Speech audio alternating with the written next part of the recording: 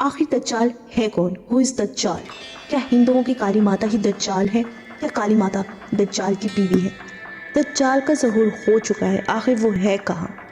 کیا کالی ماتا کا اور دجال کا آپس میں کیا تعلق ہے؟ کیا دجال پاکستان میں ہے؟ یہ سب ہم جانیں گے آج کی ہماری اس ویڈیو میں۔ دجال کے بارے میں ہم بہت ساری احادیث جانتے ہیں، بٹ ایک احادیث ایسی ہے جس میں دجال کی ایگزیکٹ لوکیشن کے بارے میں پتہ چلتا ہے، اور وہ احادیث ہم سب میں ایک بار لازمی سنی ہوگی کہ ایک دن رسول اللہ صلی اللہ علیہ وآلہ وسلم کے پاس ایک عیسائی آیا اور اسلام قبول کرنے کے بعد اپنا واقعہ سنانے لگا۔ اس نے سنایا کہ وہ عرب سے مشرق کی طرف اپنے چند ساتھیوں کے ساتھ روانہ تھا۔ ابھی آدھے ہی رستے میں پہنچا تھا کہ سمندر کے موسم میں بہت سخت تبدیلی آنے لگی اور شدید طوفان کا سامنا کرنے پڑا ان سب کو۔ پورا ایک مہینہ ادھر ادھر بھٹکنے کے بعد جب موسم کچھ بہتر ہوا تو ان کی کشتی جا کے مشرق کی طرف رک گئی۔ مشرق میں ایک آئی لینڈ کی طرف رکی۔ بڑی کشتی کو ٹاپ کر کے وہ سب چھوٹی کشتیاں لے کے اس آئی لینڈ کی طرف بڑھے، اور انہوں نے بتایا کہ جب وہ سب اس آئی لینڈ کی طرف بڑھ رہے تھے تو رستے میں ان کی ملاقات ایک بہت عجیب و غریب انسان سے ہوئی، جو دیکھنے میں تو انسان لگ ہی نہیں رہا تھا، کوئی عجیب ہی مخلوق تھی، بالکل کالا سا تھا اور اس کے جسم پہ بڑے بڑے بال تھے۔ اس نے ان سب کو اپنا نام جساسہ بتایا۔ اب یہاں پہ آپ نے نام اور لک یاد رکھنی ہے جساسہ کی۔ جب ہم نے اس سے پوچھا کہ تم کون ہو، کیا مخلوق ہو، تو وہ کہنے لگا میرے بارے میں چھوڑ دو، وہ وہاں مندر کے اندر جاؤ، وہاں پہ ایک شخص تم سے ملنے کو بہت بےتاب ہے، بہت شدت سے تم لوگوں کا ویٹ کر رہا ہے۔ جب ہم مندر کے اندر آئے تو ہم نے ایک شخص کو زنجیروں میں بندھا ہوا دیکھا۔ اس نے ہم سے 3 سوال کیے۔ نمبر 1، مجھے بسان کے درختوں کے بارے میں بتاؤ، کیا وہاں بھی پھل پھول لگتے ہیں؟ ہم نے کہا ہاں لگتے ہیں۔ کہنے لگا بہت جلد سب ختم ہو جائے گا۔ پھر اس نے ہم سے پوچھا کہ مجھے لیک آف تبیریا کے بارے میں بتاؤ، تو ہم نے کہا ہاں وہاں بھی پانی بہتا ہے۔ کہنے لگا وہ بھی خشک ہو جائے گا۔ پھر اس نے ہم سے آخری نبی صلی اللہ علیہ وآلہ وسلم کے بارے میں پوچھا، تو ہم نے بتایا کہ آپ صلی اللہ علیہ وآلہ وسلم مکہ سے نکل کے مدینہ کی طرف آباد ہو چکے ہیں۔ اس نے ہم سے کنفرم کیا کہ واقعی یثرب مدینہ میں جا چکے ہیں آخری امی صلی اللہ علیہ وآلہ وسلم۔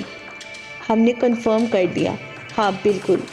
پھر کہنے لگا اب میں بتاتا ہوں میں کون ہوں، میں دجال ہوں، اور بہت جلد میں اپنی قید سے آزاد ہو جاؤں گا اور تمام علاقوں میں جاؤں گا سوائے یثرب کے۔ یثرب میں نہیں جا پاؤں گا۔ پھر آپ صلی اللہ علیہ وآلہ وسلم نے سب کو مخاطب کر کے فرمایا، اے لوگو، یہ یثرب مدینہ ہے۔ مجھے اس شخص کی کہی ہوئی بات میں سچائی نظر آ رہی ہے۔ یاد رکھو دجال نہ تو شام کے سمندر میں ہے اور نہ ہی یمن کے سمندر میں۔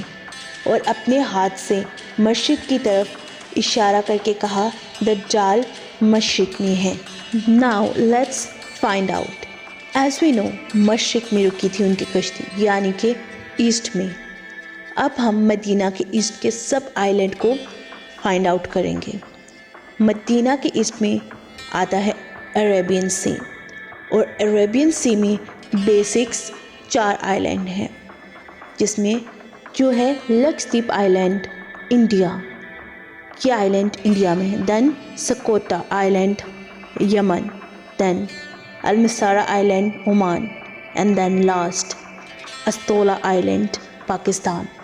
اور جیسے کہ حدیث سے کلیئر ہے کہ یمن اور شام میں تو دجال ہے ہی نہیں، تو اس طرح سکوٹرا اور مسیرا آئی لینڈز کراس ہو جاتے ہیں۔ پیچھے بچے 2 آئی لینڈز جو ہیں Lakshadweep island India and Astola island Pakistan. اور جب آپ صلی اللہ علیہ وآلہ وسلم نے احادیث میں عرب مدینہ میں سے مشرق کی طرف اشارہ کیا تو سیدھا اشارہ پاکستان استولا آئی لینڈ کی طرف بن رہا تھا۔ اور جب ان کی کشتی رکی تھی اور جساسہ نے انہیں ٹیمپل میں جانے کا کہا تھا، تو اس کا مطلب اس آئی لینڈ پہ ٹیمپل بھی ہونا ضروری ہے۔